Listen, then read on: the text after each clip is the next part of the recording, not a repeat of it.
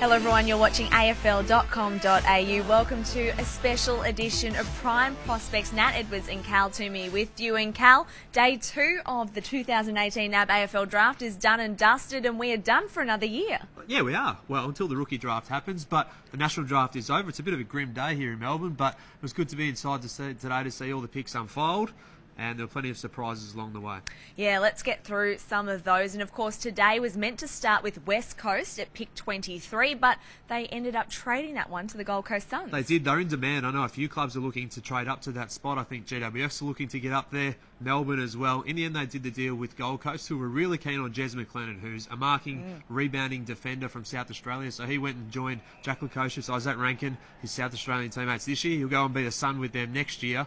So it was a good decision, I think, to do that from the Eagles' perspective. They were to move back in the second round and still get some players that they liked, and also help the Suns move up. So there's a couple of trades really early in the second round, and you know why that happens, Nat? Because they had all night to talk about it. So the calls are going off the hook. I spoke to a number of clubs this morning who said that just call, trying to work out what the best deal was, and there was also some discussions around who was taking who. So some clubs moved back in the order knowing who was going ahead of them so they could get their right player. Yeah, live trading certainly has made things really interesting here. Of course, we love a father-son selection. I know most of the clubs do, and the footy fans out there do as well. 6 father-son selections today. Yeah, there were, and Riley West was one of the first ones there. Obviously, Melbourne made a bid on him. The Dogs matched that one, as expected. I think everyone tipped that to happen, so he goes and joins the club where his father, Scott, was a champion. Bailey Scott, a bid coming a little bit later for him. I was surprised. Yeah, same. He sort of dropped a little bit, so that probably evens out the scenario for North Melbourne. The bid came a little bit earlier than they would have hoped for Taran Thomas, but later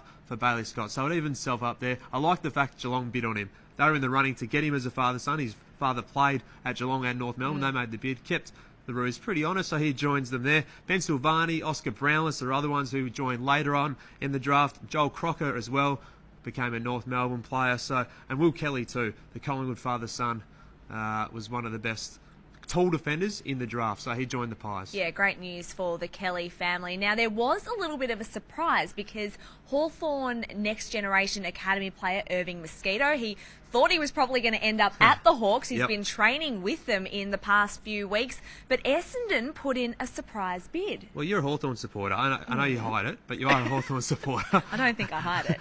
Are you a little bit worried that he might become a good player now? I am a little bit worried because I was actually surprised that Essendon bid on him at 38, which was quite early in my opinion, and Hawthorn obviously didn't think that they wanted to match it. Yeah, I think it probably surprised the Hawks too. Their first pick coming in the early 50s. They didn't want to move up for that. I think they're probably more expecting a bid to come later, if at all, to be honest. Essendon, though, targeted him. I think Adrian Dodoro, their list manager, said he'd been out at the club today.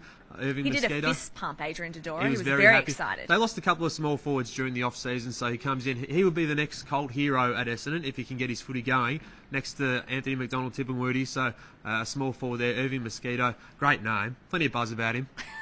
I like what you did there. Pretty bad. Yeah, that was a very bad dad joke. On to some sliders. Now, Curtis Taylor was one that was at the draft last night on night 1. He had a very long and probably sleepless night, and unfortunately, he really slid down the order. He got to pick 46, was such a surprise.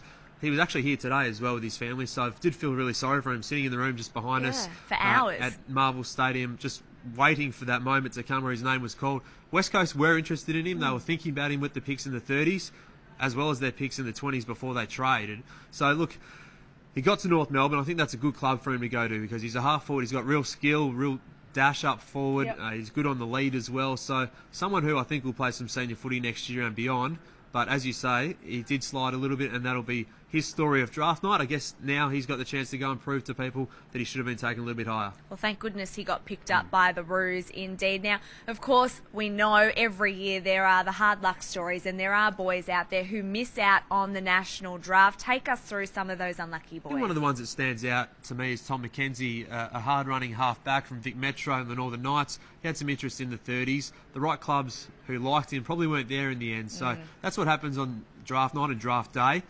Sometimes the picks just don't match up with the clubs that actually like the prospects. So there's the rookie draft to come, and hopefully he gets an opportunity there. Yep, best of luck to those boys. And, of course, there is always next year, I'll tell you what I did like as well, just before we go. Ben Cavara, getting to the Dogs. He's been overlooked in so many drafts. So a great story of persistence there for him. And a number of VFL mature age prospects getting a chance to. Finishing with Will Hayes.